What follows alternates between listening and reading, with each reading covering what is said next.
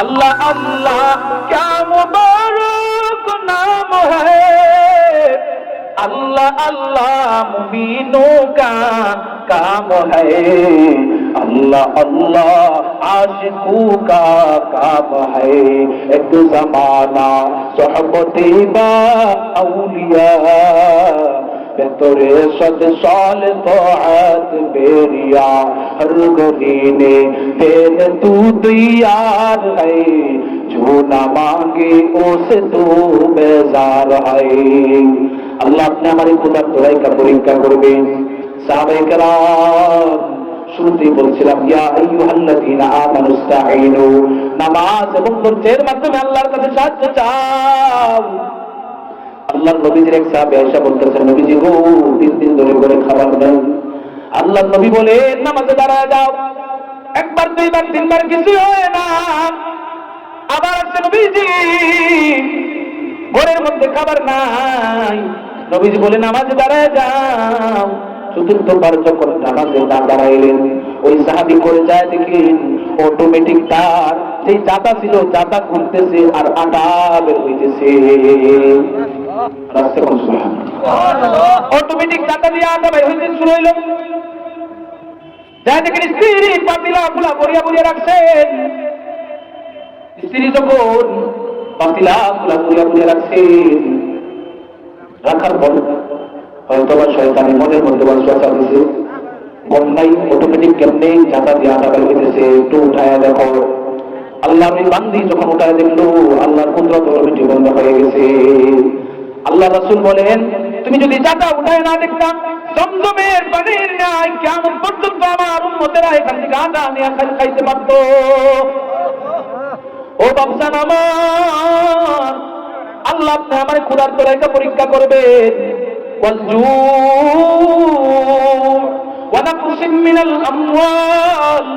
আল্লাহ আপনি আমার মালের মধ্যে ক্ষতি ঘটায় পরীক্ষা করবেন। আল্লাহ হঠাৎ 2 ঘন্টার মধ্যে আগুন ধরায় পরীক্ষা করবেন। আকাশ থেকে বৃষ্টি দিয়া, শিলা বৃষ্টি দিয়া জমিন দ্বারে ধ্বংস করে দিবে, ক্ষেত দ্বারে ধ্বংস করে দিবে। ও বাপরে, আল্লাহ এগুলা সবকিছু তোমার আমারে পরীক্ষা করবেন। মালের মধ্যে ক্ষতি ঘটায় তোমারে পরীক্ষা করবেন। এরপরে আল্লাহ বলেন ওয়াল আনফুসি, আমি আল্লাহ তোর নফসের ক্ষতি ঘটায় পরীক্ষা করব। আমি আল্লাহ হঠাৎ একদিন তোর হাত ধরে ভেঙে দিয়ে পরীক্ষা করব। আমি আল্লাহ হঠাৎ একদিন তোর পা ধরে অবশ করে পরীক্ষা করব। আমি আল্লাহ তোর চোখের দৃষ্টি কমায় আল্লাহ করে পরীক্ষা করব। আমি আল্লাহ হঠাৎ তোর পেটের মধ্যে কিডনিতে পাথর দিয়ে পরীক্ষা করব। বাপজান, এগুলার পরীক্ষা কে করে? আল্লাহ আপনি আমার পরীক্ষা করে আল্লাহ থেকে তুমি পাশ হইতে পারো কিনা। কিন্তু আমি আল্লাহ, কিন্তু আমি আপনি এমন না খানদান আর এমন না নাই।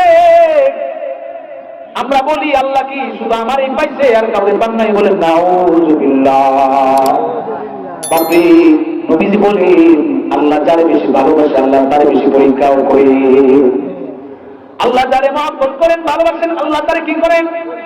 বেশি বেশি পরীক্ষাও করেন। আল্লাহ বলেন ওয়াল আনফুসি, আমি আল্লাহ তোর নফসের মধ্যে ক্ষতি ঘটায় পরীক্ষা করব। ওয়াত তামারাত, তোমার ফল ফসলাদি নষ্ট করে আমি আল্লাহ পরীক্ষা করব। বান্দা সুন্দর সুন্দর ফল গাছ লাগাইছো, গাছের মধ্যে সুন্দর আম ঠিকই পাকছে ধরছে, কিন্তু ভিতরে এমন এক পোকা ঢুকায় দিছি, এই আম আর খাবার মতো থাকে না। আল্লাহ এরকম করে কিনা? আল্লাহ নিজেই বলতেছেন, আল্লাহ নিজেই বলতেছেন বান্দা আমি আল্লাহ তোর এইগুলার ক্ষতি করে পরীক্ষা করব। এরপর আল্লাহ বলেন এই সবগুলো পরীক্ষায় যারা পাস হইতে পারবে, হোক বইয়ের মধ্যে যারা পরীক্ষা হইতে পারবে, ক্ষুধার তোরাইকা পরীক্ষায় সফল হইবে, মালের ক্ষতিতে যারা পরীক্ষায় সফল হইবে, ওয়া নাফসিন মিনাল আমওয়ালি ওয়াল আনফুসি, নফসের ক্ষতিতে যারা পাস হইবে, ওয়াস সামারাত, মাল ধ্বংস হয়ে গেলে এই পরীক্ষায় যারা পাস হইবে, আল্লাহ বলেন ওয়াবাশশিরিস সাবিরিন। মুফাসসিরিনে কেরাম বলেন আইল জান্নাহ, আল্লাহ রাব্বুল আলামিন তারে জান্নাতের সুসংবাদ দিয়েছেন। ধৈর্য ধারণ করলে আল্লাহ আপনি আমার জন্য জান্নাত রাখছে কিনা? ধৈর্য ধারণ করলে আপনি আমাদের কি করবেন? পরীক্ষা করলে আল্লাহ পুরস্কার দিবেন কিনা? এই জন্য আল্লাহ তাআলার পরীক্ষা আসবে ঠিকই, কিন্তু এগুলার সবগুলার মাথা ব্যথা নিতে হবে। আল্লাহ বলেন ওয়াল্লাযীনা ইযা আসাবাতহুম মুসিবা, বান্দা তুমি যখন মুসিবতে পড়ে যাবে, ক্বালু ইন্না লিল্লাহি ওয়া ইন্না ইলাইহি রাজিউন, বান্দা যখন মুসিবতে পড়ে যাবা তখন বলবা ইন্না লিল্লাহি ওয়া ইন্না ইলাইহি রাজিউন। যখন আমাদের কিছু হয় পড়ি কিনা, বলেন না পড়ি কিনা? এটা কার শিক্ষা? কার শিক্ষা? আমার আল্লাহর শিক্ষা। এই সবগুলা মুসিবতে যখন পড়বেন কার কাছে চাইবো আমরা? আল্লাহর কাছে চাইবো। খালিকের কাছে না চাইলে কিছুই পাবো না। মাখলুক কিছু করতে পারে না আল্লাহর হুকুম ছাড়া। আমার আল্লাহ সব কিছু করতে পারে, মাখলুকের হুকুম ছাড়া পারে কি পারে না? আমার আল্লাহ সব কিছু পারে মাখলুকের হুকুম ছাড়া। এই জন্য শেষে শুরুতে আপনাদের সামনে হাদিস পড়ছি, বান্দা তোর যা হবি, যা কিছু হোক না কেন, তোর যা কিছু প্রয়োজনই হোক না কেন, সব কার কাছে চাইবো? আল্লাহর কাছে চাইবো। সব মালিকের কাছে চাইবো। আমার মালিক এত দয়ার সাগর, এত দয়ার সাগর। আমি আপনি যদি দুনিয়ার মানুষের কাছে একদিন তিন দিন চাই, মানুষ বিরক্ত হয়ে যায় কিনা? কিন্তু আমার আল্লাহ এমন আল্লাহ। আন আবি হুরায়রা রাদিয়াল্লাহু তাআলা قال قال رسول الله صلى الله عليه وسلم মান লাম ইয়াসআলিল্লাহ ইয়াগদাব আলাইহি, যে আল্লাহর কাছে চায় না আল্লাহ তার প্রতি রাগান্বিত হন। বলেন সুবহানাল্লাহ। عن أبي هريرة رضي الله تعالى عنه قال قال رسول الله صلى الله عليه وسلم من لم يدع الله سبحانه غضب عليه, যে পবিত্র মহিমান্বিত আল্লাহর কাছে চায় না আল্লাহ তার প্রতি রাগান্বিত হয়ে যায়। আরে হাদিসের মধ্যে আন-নুমান ইবনে বাশীর রাদিয়াল্লাহু তাআলা আনহু قال قال رسول الله صلى الله عليه وسلم ان الدعاء وهو العباده, দোয়া হলো পবিত্র ইবাদত। ও বান্দা ওয়াকারনা ওয়াকালা রাব্বুকুম উদউনি আস্তাজিব লাকুম, বলেন সুবহানাল্লাহ। আল্লাহ বলেন বান্দা তুমি আমি আল্লাহর কাছে চাও, আমি আল্লাহ তোমারই দান করব। বান্দা তুই যদি শস্য পরিমাণ চাস, আমি আল্লাহ করে পাহাড় পরিমাণ দেব। বলেন সুবহানাল্লাহ। ও বাচ্চা, লম্বা আলোচনা করার ইচ্ছা ছিল, সময় নাই। মালিক যদি তৌফিক দেয় এই দোয়া নিয়ে অন্য সময় আলোচনা করবো ইনশাআল্লাহ। আল্লাহ রাব্বুল আলামিন যে কয়েকটা কথা বললাম, সর্বপ্রথম সময় বাড়ছে আলহামদুলিল্লাহ। আল্লাহ রাসূল বলতেছেন, ও মুসলমান, ও আমার উম্মতেরা, তোমরা বেশি বেশি মালিকের কাছে চাইবা, নাইলে আমার আল্লাহ গুসা হয়ে যায়, নাইলে আমার আল্লাহ রাগান্বিত হয়ে যায়। আল্লাহ বলেন ইন্নাল ইনসানা লাকাফুরুম মুবিন, নিশ্চয়ই বান্দা সুস্পষ্ট অকৃতজ্ঞ। আল্লাহ নিজে বলতেছেন আমার বান্দা অকৃতজ্ঞ। কে বলতেছে? ও বান্দা, আমার আল্লাহর একটু মায়া লাগা একটা ডাকবেন, আল্লাহ আল্লাহ আল্লাহ আল্লাহ। আল্লাহ বলেন নিশ্চয় ইন্নাল ইনসানা লাকাফুরুম মুবিন, নিশ্চয় মানুষ সুস্পষ্ট অকৃতজ্ঞ। প্রশ্ন জাগে আল্লাহ কেন আপনি আমার অকৃতজ্ঞ বললেন? আল্লাহ বলেন বান্দার তোর যদি আমি জিগাই তুমি সকালে খাইছো কিনা, বলবা হা খাইছি। তোমার যদি জিগাই উপরে খাইছো কিনা, বলবা হা খাইছি। তোমার যদি জিগাই রাতে খাইছো কিনা, বলবা হা খাইছি। আল্লাহ বলবেন বান্দারে তোরে কি আমি উপাস রাখছি? বলবা না, তোমার উপাস রাখি না, আল্লাহ আপনি আপনার উপাস রাখেন নাই। আল্লাহ বলবেন ও বান্দা 24 ঘন্টা অক্সিজেন টানতাছো, আমি আল্লাহ কি তোমার অক্সিজেন বন্ধ করছি? বলবেন না, করি না, করেন নাই। আল্লাহ বলবেন পানি চাইছো, আমি আল্লাহ কি পানি বন্ধ করছি? আল্লাহকে আজ পর্যন্ত কোনোদিন পানি বন্ধ করছি? আমার আল্লাহ কোনোদিন পানি বন্ধ করে নাই। কিন্তু আমার বান্দা এমন অকৃতজ্ঞ, আমি যদি জিগাই ফজর পড়ছো কিনা, বলবে না পড়ি নাই। আমি যদি জিগাই ফজর পড়ছো কিনা, বলবে না পড়ি নাই। আমি যদি তোমার জিগাই আসর পড়ছো কিনা, বলবা না পড়ি নাই।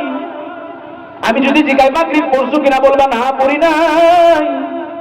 আমি যদি তোমার জিজ্ঞাসা করি বান্দারে এশা পড়ছো কিনা, বলবা না পড়ি নাই। ও বান্দা, আমি আল্লাহ তোরে 3 বেলা খাবারের কথা বললাম, বলছো খাইছো। আমি আল্লাহ তোমার অক্সিজেনের ব্যবস্থা করছি, তুমি বলছো অক্সিজেন 24 ঘন্টা ছিল। তোমারে আমি পানি দিছি, তুমি বলছো 24 ঘন্টা পানি চাইছো, আল্লাহ পানি দিছে। ও মুসলমান, তোরে যখন আমি জিগাইলাম তুই নামাজ পড়ছো কিনা, বলো না পড়ি না। আমার আল্লাহ এই নাফরমানির পরেও তার বান্দারে খাওয়াইতেছে কিনা? ও বান্দান, আল্লাহ আপনি আমারে খাওয়াইতেছে কিনা? আমার মাওলার চাইতে দয়া বানার কেউ নাই। এই জন্য বেশি বেশি আল্লাহর কাছে চাইবো। একটা ঘটনা বলে শেষ করে দিই। খলিফাতুল মুসলিমিন একদিন তাকায় দেখেন দোয়া যে কত পাওয়ার, দোয়ার যে কত শক্তি। খলিফাতুল মুসলিমিন ওমর বলেন, একদিন আমি মসজিদে নববীর সামনে এক সাহাবীরে দেখলাম। ওই সাহাবীর কোলের মধ্যে একটা ছোট্ট বাচ্চা, যেই বাচ্চাটা দেখতে একদম তার বাবার মতো। দেখতে কার মতো? যার চেহারা একদম অবিকল তার বাবার মতো। খলিফাতুল মুসলিমিন এই সুন্দর দৃশ্যটা দেখা বলেন, ও দোস্ত, তোমার বাচ্চাটা তো একদম তোমার মতো। ওই সাহাবী ডাক দিয়ে বলেন, খলিফাতুল মুসলিমিন, এই বাচ্চা আল্লাহ দুনিয়া এমনি তারে আনে নাই। সে যে দুনিয়া আসছে, কেমনে আসছে আপনারা আমি শোনাই। খলিফাতুল মুসলিমিন ডাক দিয়া বলেন যে আমি আল্লাহর রাস্তায় জিহাদের জন্য বের হয়ে গেছি, জিহাদের জন্য বের হয়ে গেলাম।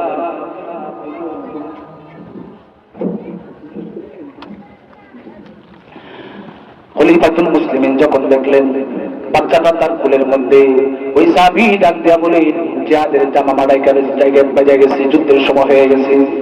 এমন সময় আমার স্ত্রী ছিল অন্তঃসত্ত্বা, গর্ভবতী, 6 মাসের বাচ্চা তার পেটে ছিল। খলিফাতুল মুসলিমিন এই ঘটনা কাঁদতেছেন আর বলতেছেন যে 6 মাসের বাচ্চাও মহিলার পেটে।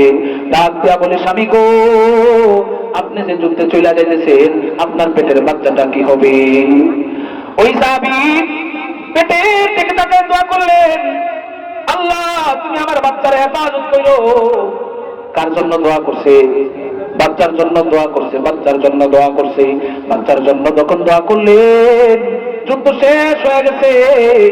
যুদ্ধ শেষ হওয়ার পর যখন বাড়িতে আসলেন, ইমাম তাবারানী রাহমাতুল্লাহি আলাইহি আদ-দুআ নামক কিতাবের মধ্যে ঘটনা তুলে বলেন, ওই মহিলার স্বামী যখন যুদ্ধে থেকে ফিরে আয়েশা থেকে তার স্ত্রী তার দুনিয়ায় নাই, আল্লাহ তার দুনিয়া থেকে উঠায় নিয়ে গেছেন।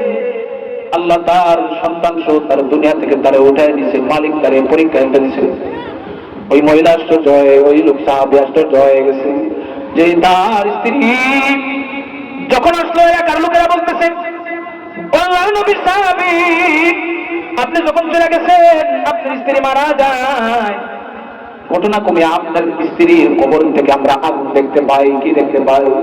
আগুনের ফুলকা দেখতে পাই। এই কথা শুনে উনি আশ্চর্য হয়ে গেলেন। আমার স্ত্রী তো ছিল আবেদা সালেহা, আমি তো মুজাহিদ, আমার স্ত্রী তো এমন হওয়ার কথা না। রাত্রেবেলায় বুকটার মধ্যে দরদ নিয়া, কষ্ট নিয়া, কান্না বিজড়িত চোখ নিয়া কবরের পারে গেল। যায়া কবরে তাকা দেখে কবরের ভিতরে আগুনের মতো দেখা যায়। ঠিকই এটা ওই আগুন। আগের জমানায় যে প্রদীপ, আগুনের প্রদীপ ছিল কিনা দেখে তার স্ত্রীর কবরটা আল্লাহ জান্নাতে বানিয়ে দিয়েছেন। সুবহানাল্লাহ। আল্লাহ তার স্ত্রীর কবরটা এত প্রশস্ত করে দিয়েছেন, জান্নাতের মনোরম দৃশ্য করে দিয়েছেন তার কবরের ভিতরে। ইমাম তাবারানী লেখে যে আগুনটা দেখতেছিল এটা আসলে আযাবের আগুন ছিল না, এটা হলো প্রদীপের আগুন। ওই সাহাবী যখন দেখলেন, উকি দিয়া দেখলেন, তাকায় দেখেন তার কোলের মধ্যে তার বাচ্চারা তার মায়ের দুধ পান করে। সুবহানাল্লাহ। সেই ছোট্ট বাচ্চা তার মায়ের দুধ পান করে। তখন ওই মহিলা খলিফাতুল মুসলিমিন ডাক দিয়া বলেন, ওই সাহাবী ও খলিফাতুল মুসলিমিন, এই সন্তানের নার্সিং করতে স্বয়ং ফেরেশতারা। সুবহানাল্লাহ। সে আমার মতো হবে না তো কার মতো হবে? সে যে দুধ পান করছে সে তো জান্নাতি মায়ের দুধ পান করছে। সে তো জান্নাতি মায়ের দুধ পান করছে। স্ত্রী তার স্বামীর কাছে কবর থেকে বাচ্চাটারে উঠায় দিলেন। উঠায় দিয়া বলেন, এই নেন আপনার বাচ্চা। আপনি যদি ওই দিন শুধু আপনার বাচ্চার জন্য দোয়া না করে শুধু আমার জন্য দোয়া করতেন, আল্লাহ হয়তো আজকে আমারেও বাঁচায় রাখতো। এই জন্য দোয়া বড় মাকবুল জিনিস। আল্লাহ তাআলার কাছে বেশি বেশি দোয়া করা। আলেম ওলামায়ে কেরাম বুজুর্গদের কাছে দোয়া চাওয়া, আল্লাহর ওলিদের কাছে দোয়া চাওয়া। আপনি শেষ সাথে উঠতে পারেন না, এই উলামায়ে কেরাম শেষ সাথে উঠে মালিকের দরবারে চোখের পানি ফেলায়। আমি আপনি ঠিক আছি এদের চোখের পানির কারণে, আর কোনো কারণে না। এই জন্য বাপসান যে কয়েকটা কথা বললাম, আল্লাহ রাব্বুল আলামিন সবাইকে আমল করার তৌফিক দান করো। সবার আগে আল্লাহ আমারে তৌফিক দান করো, আমিন। ওয়া আখির দাওয়ানা আলহামদুলিল্লাহি রাব্বিল আলামিন।